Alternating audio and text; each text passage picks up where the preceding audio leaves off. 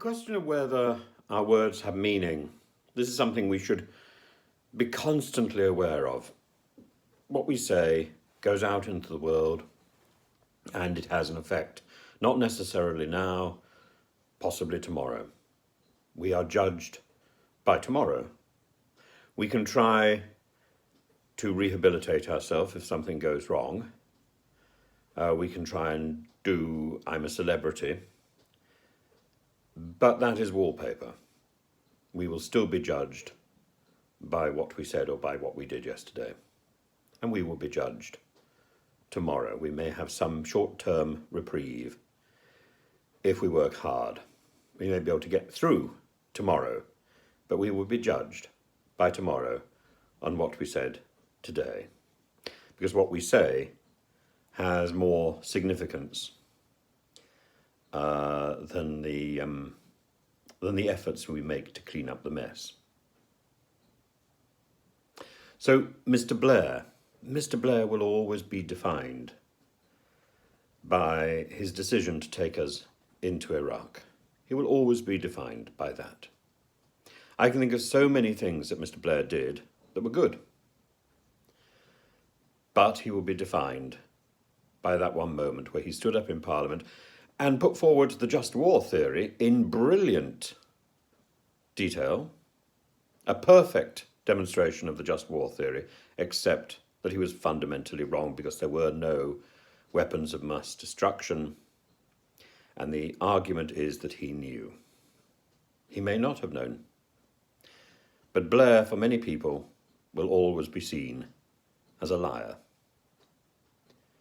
Sometimes I think lies are valuable. What we say and what we don't say is a convention of words. Everyone lies. We all know Father Christmas. We all know that we have to suck it up to please the boss. We all know where there are points where we cross or don't cross the line, and we sort of dither around on that point. Some broadcasters have dedicated their life to dithering around on that point. The exaggerations, the outright falsehoods, these can be a way of life, and we probably should pull back from that if that is the case. Because we need the most phenomenal memory if we're going to play that game. I think the real test is whether or not something causes offence, and even truth can cause offence. The truth hurts. So should we pull back from the truth? Yes, we should. We should look at our intention and the effect, the impact of that truth, because we depend on others in order to survive, in order to get by. We're social animals, and if we forget that, we end up in a mess, in a mire. We need to make judgments all the time about the long-term effect of what we say, the impact of our remarks. Whether they are true or false, are they well-intentioned? And lies, whether that's about weapons of mass destruction or letters stuck in someone's teeth, that can define our character. That is the stuff on which we will be judged. People will change their perception of us. They will change, we will change in people's eyes by what we have said, whatever good we do elsewhere. Otherwise, whatever good we do, we are defined by our misjudged words. And racism is much the same. Lady Susan Hussey, I am sure, is not a racist, just as I'm absolutely sure that Nadine Dorries is not indolent or fundamentally deceitful. But a slip in high office, for whatever reason, is definitive.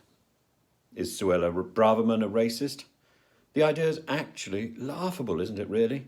The daughter of immigrants, a hard-working human rights lawyer, concentrating for much of her career on helping asylum seekers. It is laughable to brand Suella Braverman as a racist, and yet she's likely to be defined by her stand at the dispatch box and her racist rant against Albanians. For what? For what political advantage?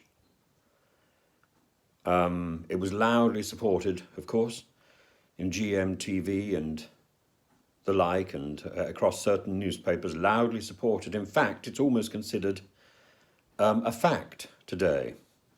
The invasion she spoke of is not limited to the Albanians in dinghies, the economic migrants, or so-called economic migrants escaping poverty in Kukles.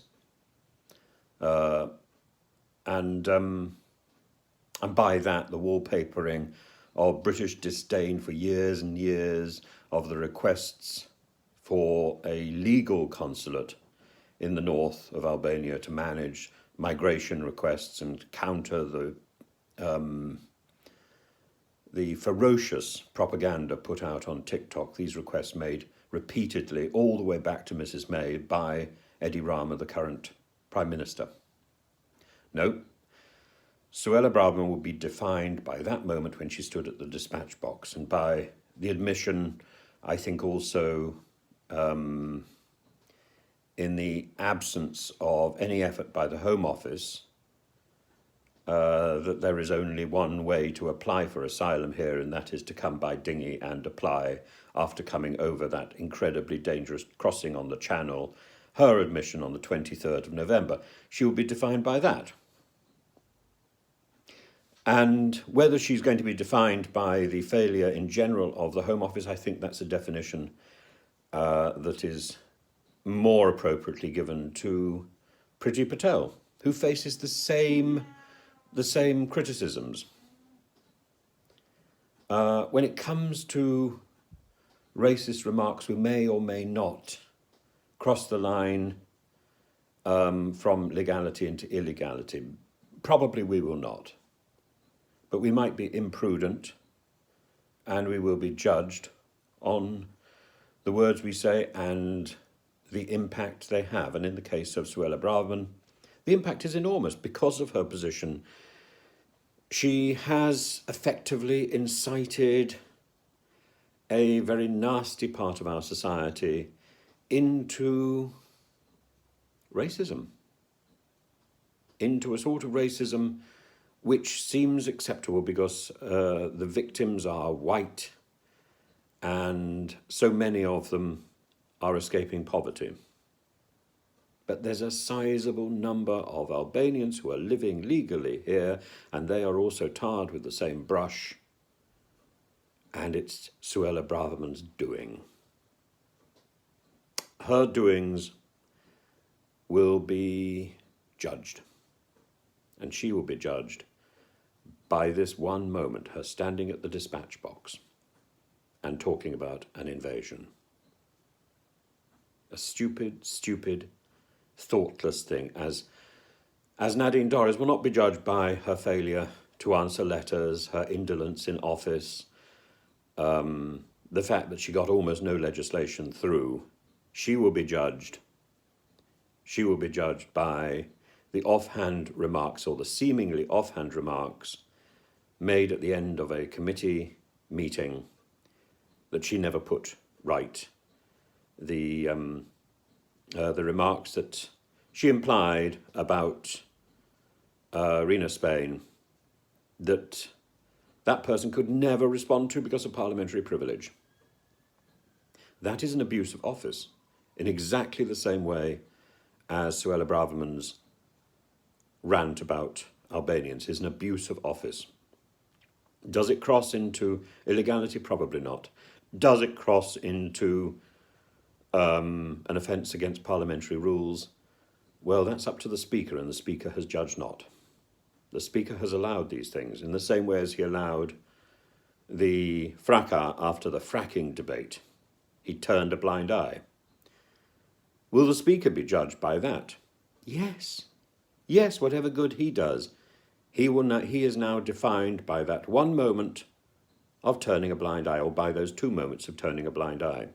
The little that we do, the thoughtless things that we say, the higher our office, the more we are judged by one word, one moment, one ill-thought decision.